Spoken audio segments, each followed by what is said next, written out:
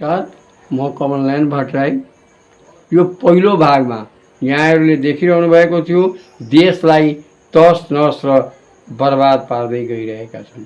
देश तस नस र बर्बाद हुँदै गइरहेको छ। यही अन्त भएको थियो पहिलो भाग। अब यहाँहरूलाई म दोस्रो भागमा लैजाने प्रयास गर्दैछु। यी बुवासाहरूलाई मास्दैनौँ, जबसम्म यी बुवासाहरूलाई मास्दैनौँ तबसम्म यस देशका जनताहरूले यसै गरी विदेशी गुलाम र यिनको शिकार हुँदै बुवासाहरूको शिकार हुँदै जानुपर्छ। जनताहरूलाई विदेश पठाएर त्यसबाट आएको इन्कम बुवासाले लुछे जसरी यिनीहरू उठेर माथि माथि मोटाउन पल्किएका छन्। बुद्धि पुर्याएर बुद्धिजीवीले काम गरेको कति कुराहरू यस्ता देखिएका छन् जसले यो देशलाई मात्रै होइन, यो देशका जनतालाई मात्रै होइन, विदेशीलाई समेत काम दिएर विदेशीलाई समेत प्रभाव पार्न सक्ने यस्ता चिजहरू यहाँ देखिसकिएका छन्। तर पनि यी बुवासाहरूले यी कुराहरूको उनीहरूको उसमा उनीहरूले चुस्न नपाएपछि, उनीहरूले लुच्न नपाएपछि उनीहरूलाई छटपट भइरहेको छ।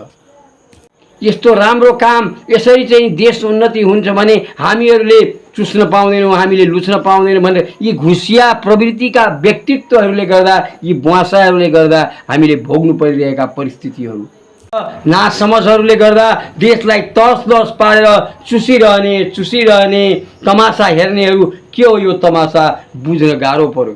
यसरी देशलाई तस नस पारेर तमासा हेर्नेहरू, राम्रो काम गर्नेहरूलाई नष्ट गर्ने, बुवासाले लुच्ने बुवासाहरूलाई मोटाउने र यिनीहरूको लालन पालन गर्ने यो के हो यो तमासा अलिक बुझ्न अलिक गाह्रो भइरहेको छ। फोहोर हेरेर घिन लाग्ने नेपालको राजधानीलाई चुटकीको भरमा विभिन्न टेक्निकहरू प्रयोग गरेर राम्रो बनाउँदै गइरहेको परिस्थितिमा विभिन्न यातना भोगिरहेका जनताहरूको उद्धार गर्दै उनीहरूलाई राम्रोतिर उन्मुख गराउँदै विहीन शिक्षालाई परिवर्तन गरेर कार्यमूलक शिक्षा परिवर्तन गर्दै देख्न नसकेर बहाना नपाएर केही बहाना नपाएर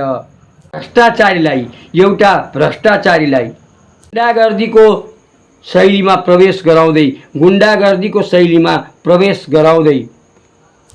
कहाँ गयो नेपालको कानुन? यस्तो देख्दा कहाँ गयो नेपालको कानुन को नियम? अनि यहाँको नियम सरकारलाई त्यहाँको भ्रष्टाचारीलाई कारबाहीमा रहेकोले अर्को कर्मचारी पठाइदिन अनुरोध गर्दा, त्यहाँको कर्मचारी भ्रष्टाचारीमा कारबाहीमा रहेकोले अर्को कर्मचारी पठाइदिन अनुरोध गर्दा, कर्मचारी नपठाउने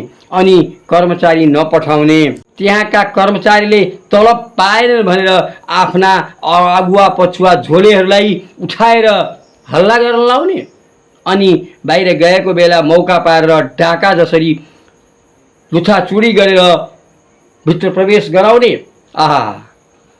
राक्षस राज्य हो यो। कहाँको राक्षस राज्य हो यो? यो त राक्षस राज्यमा सुन्ने गरेका थियौँ हामीले। कंसहरू, जरासन्धहरू यस्ताहरूले यस्ता प्रवृत्ति गरेका हामीले सुन्ने गरेका थियौँ।